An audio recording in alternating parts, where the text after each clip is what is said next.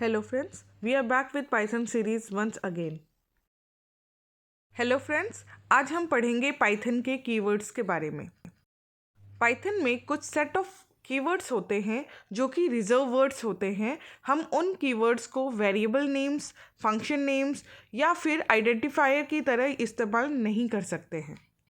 ये पाइथन के सिंटैक्स और लैंग्वेज स्ट्रक्चर को डिफाइन करने के लिए इस्तेमाल किया जाता है और पाइथन कीवर्ड्स केस सेंसिटिव होते हैं। जैसे कि अगर ट्रू कीवर्ड है उसमें टी कैपिटल होता है, RUE स्मॉल होता है। हम सारे के सारे लेटर्स को स्मॉल नहीं लिख सकते हैं। पाइथन वर्जन 3.6.5 में टोटल 33 कीवर्ड्स होते हैं। आप इन कीवर्ड्स को पाइथन IDLE में हेल्प कीवर्ड्स टाइप करके देख सकते हैं। ये स्क्रीन पर आपको पाइथन कीवर्ड्स की लिस्ट दी गई है। आप इन कीवर्ड्स को एंटर करके और ज़्यादा इनके बारे में डिटेल जान सकते हैं। अभी जो आपको लिस्ट दिखाई गई पाइथन कीवर्ड्स की, उसमें ट्रू, फॉल्स और नन के अलावा बाकी सारे के सारे कीवर्ड्स स्मॉल लेटर्स में लिखे हुए हैं, यानी कि लोअर केस में हैं। सिर्फ ट्रू, फॉल्स और नन ही ऐसे कीवर्ड हैं जिनके फर्स्ट लेटर्स कैपिटल हैं। पाइथन के कीवर्ड्स को उसके इस्तेमाल के हिसाब से कुछ ग्रुप्स में ऑर्गेनाइज किया गया है, यानी कि बांटा गया है। जैसे कि value keywords, true, false, none. Operator keywords में आता है and, or, not, in, is. Control flow keywords है if, elif, else. Iteration keywords में आता है for, while, break, continue, else. Structure keywords def, class, with, as, pass, lambda. Returning keywords return, yield. Import keywords import, from, as. Exception handling keywords try, except, raise, finally, else, assert. Asynchronous programming keywords async, await. Variable handling keywords del, global, non local. अब हम कुछ keywords को detail में पढ़ेंगे। जैसे कि सबसे पहला है ट्रू, फॉल्स। बुलियंस क्लास में दो बिल्ट इन इंस्टेंट होते हैं, जैसे कि ट्रू एंड फॉल्स।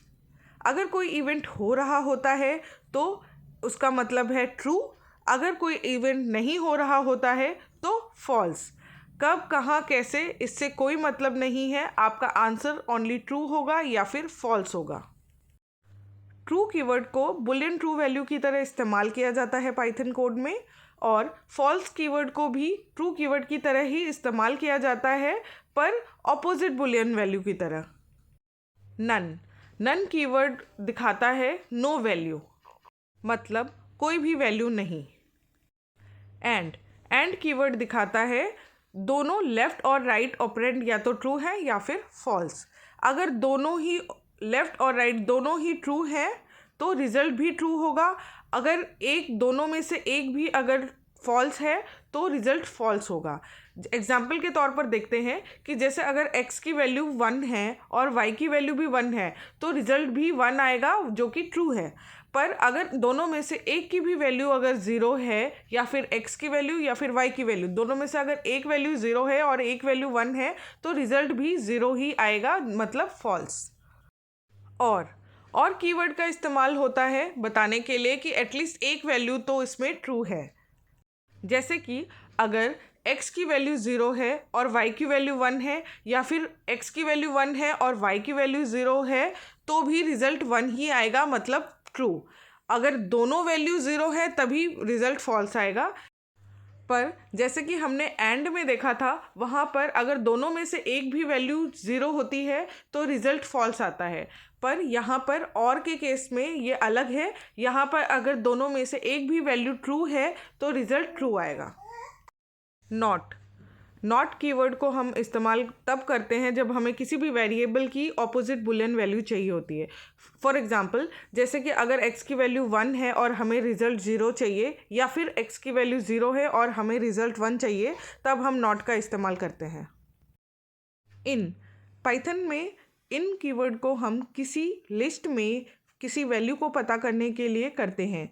जैसे कि अगर हमारे पास फ्रूट्स की एक लिस्ट है और उसमें से हमें पता करना है एप्पल के बारे में, तो हम इन कीवर्ड को यूज़ करके पता कर सकते हैं कि एप्पल है या नहीं।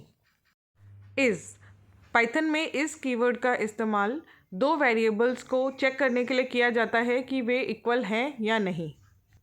इफ़ और एलिफ ये दोनों ही कंडीशनल स्टेटमेंट्स के लिए इस्तेमाल किए जाते हैं। जैसे कि अगर हमें एक वेरिएबल की वैल्यू चेक करनी है कि वो प्राइम नंबर है या नहीं, तो हम इफ़ कीवर्ड का इस्तेमाल करेंगे, और अगर वो प्राइम नंबर नहीं है तो हम एलिफ का इस्तेमाल करेंगे। Thank you for watching my video. Please subscribe to the channel and hit the bell icon for more updates. Thank you.